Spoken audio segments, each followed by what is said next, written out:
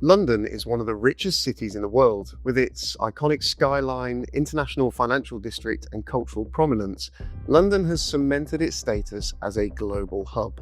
But beneath this image lies a pressing issue. The United Kingdom is too reliant on London to drive its national economy. While the capital is undoubtedly a powerhouse, this overdependence is not only unhealthy, it's economically risky and politically toxic. To put London's economic power into perspective, let's look at the numbers. London's GDP is approximately $617.9 billion.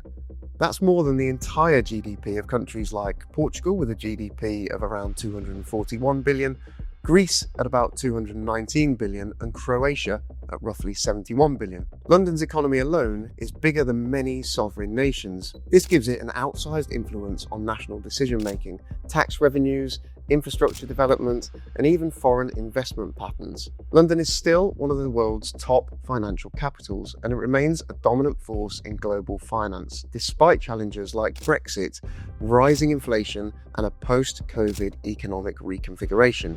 The City of London is home to headquarters of global banks, fintech startups, law firms, and stock exchanges that continue to attract international talent and capital.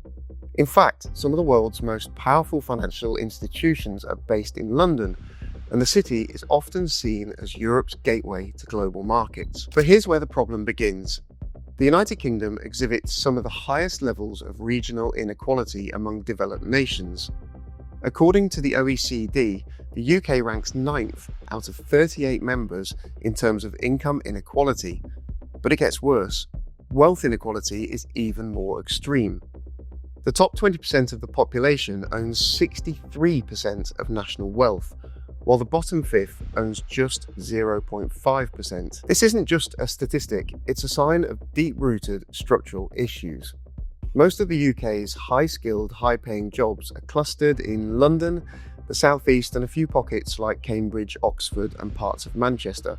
If you're a software engineer, investment banker, media executive, or corporate lawyer, chances are your best job prospects lie within the M25 corridor.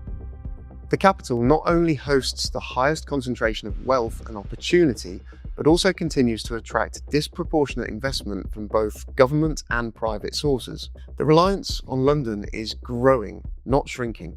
Compare this with the United States, where the trend is in reverse.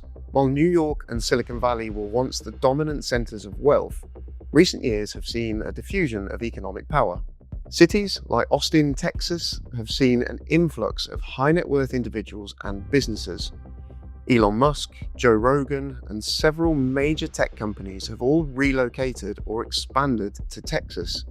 This geographical diversification spreads wealth, stimulates regional economies, and mitigates national economic risks. In the UK, however, the exact opposite is happening.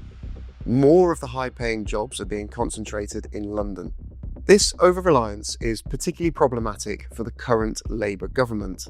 There are two main reasons why. The first is disconnection and resentment. There's a clear north-south divide.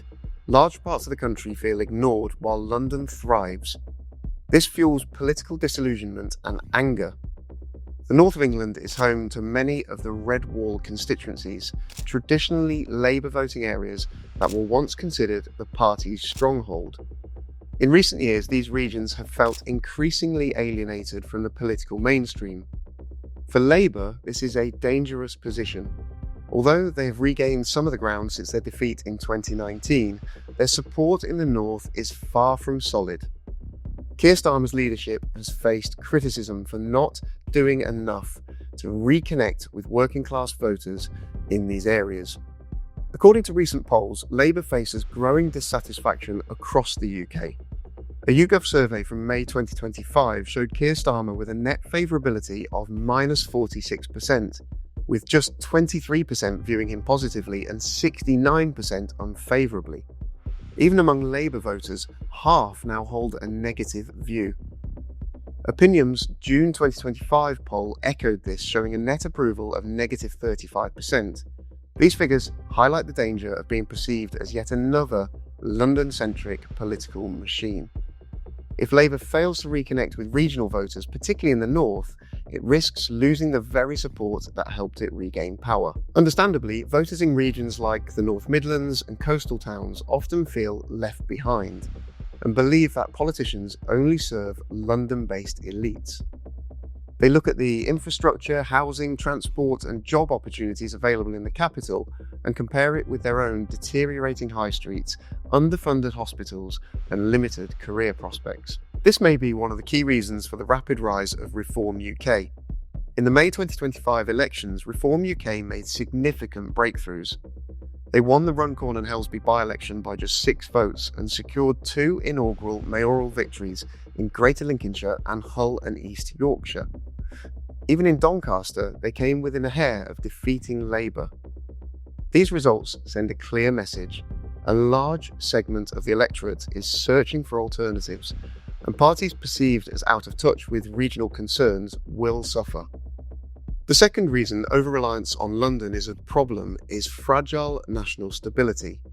Over-centralisation means that a crisis in one city, namely London, can disproportionately impact the entire country. If a financial crisis erupts and London's banking sector collapses, the entire UK tax base takes a hit. If the London housing market crashes, it drags down national economic performance. In an economy so heavily skewed towards one location, there's no safety net. It's a textbook example of a single point of failure. A more balanced economy would spread that risk. If cities like Birmingham, Leeds, Glasgow, Newcastle and Bristol had stronger economic independence, the UK would be better insulated against shocks. Diversity in geographic growth isn't just about fairness, it's about resilience. The labour market further illustrates this imbalance. Remote work was supposed to democratise opportunity by allowing people to work from anywhere.